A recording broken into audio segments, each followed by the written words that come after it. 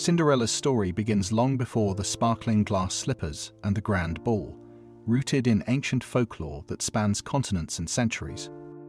The earliest threads trace back to a young girl living under the crushing weight of cruelty and neglect, a girl born into a family that seemed to offer nothing but hardship. Her mother died when she was very young, and her father, longing for companionship, remarried a woman whose heart was cold and unforgiving. This stepmother brought with her daughters, each as cruel as she was, and they saw the girl not as family but as a servant. From the moment her father left her alone under their roof, she was tasked with endless chores. Her hands were raw from scrubbing floors, her knees bruised from constant kneeling, and the ash from the hearth clung to her hair and skin, smearing her once delicate face. She became known to the servants as Cinderella, for she spent every day covered in cinders, her spirit pressed low but not extinguished.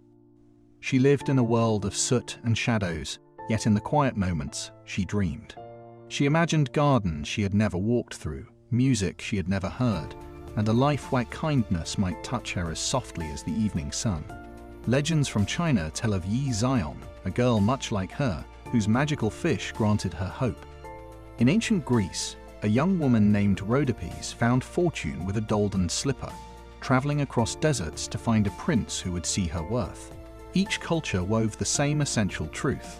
A girl battered by life's cruelty could still hold a spark of goodness and be recognized for it. The magical aid in these stories was never random. It came to those who endured and who quietly nurtured compassion, patience, and humility in their hearts, qualities that could not be forced or faked.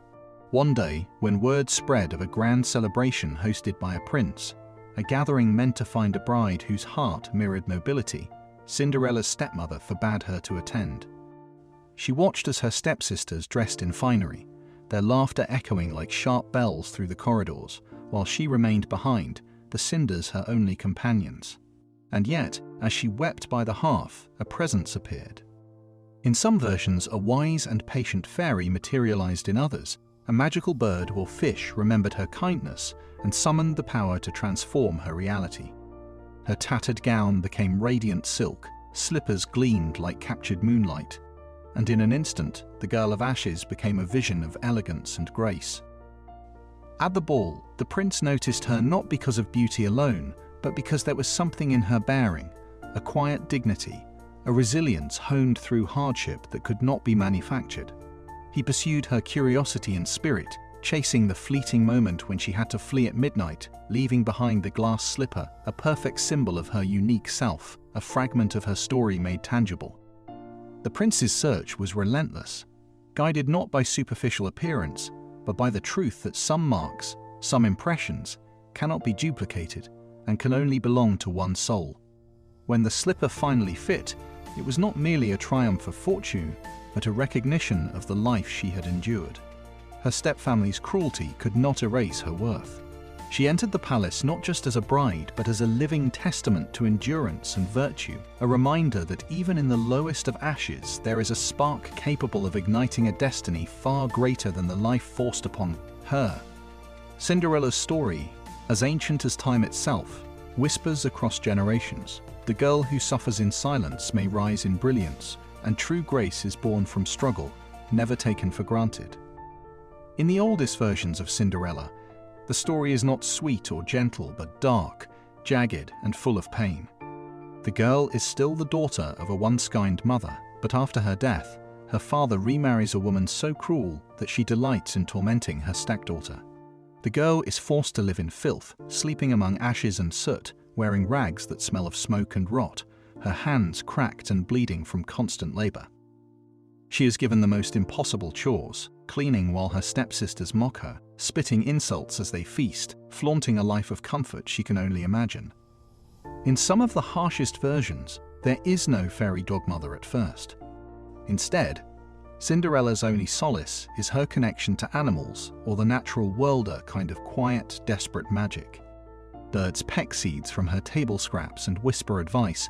A fish or a tree spirit offers guidance. She does not receive miracles because she is pretty.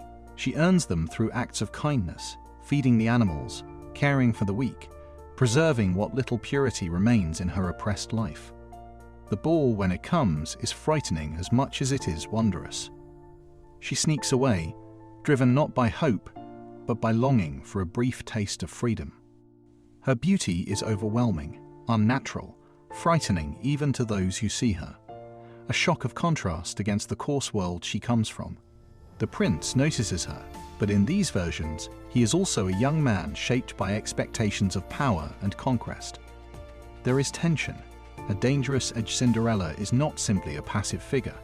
She must navigate cunning, jealousy, and malice, fleeing at midnight with a slipper that, in some tellings, is cracked or bloodied, a token that will demand a violent reckoning later. The fitting of the slipper is brutal in the earliest European variants. The stepsisters attempt to trick fate, cutting off toes or heels to force the shoe to fit. Birds, her allies, reveal the truth with sharp precision, uncovering their deceit. The stepsisters are punished harshly, sometimes with mutilation or death, reflecting a morality that is unflinching. Cruelty cannot go unpunished. Cinderella rises not through soft virtue alone, but through endurance, cunning, and the dark justice of the world itself, claiming her place not just as bride, but as someone who has survived the worst of human cruelty and emerged untouchable. In this telling, Cinderella's story is a warning and a testament. It is a reminder that innocence can survive horror, that kindness in a world of malice is a dangerous, powerful magic, and that suffering can be a crucible, forging a person capable of outlasting both cruelty and fortune. The glass slipper is not merely a token of beauty, but a symbol of survival, a fragment of identity that cannot be stolen or faked, the final proof that she alone could endure, alone could rise, and alone could claim the life denied her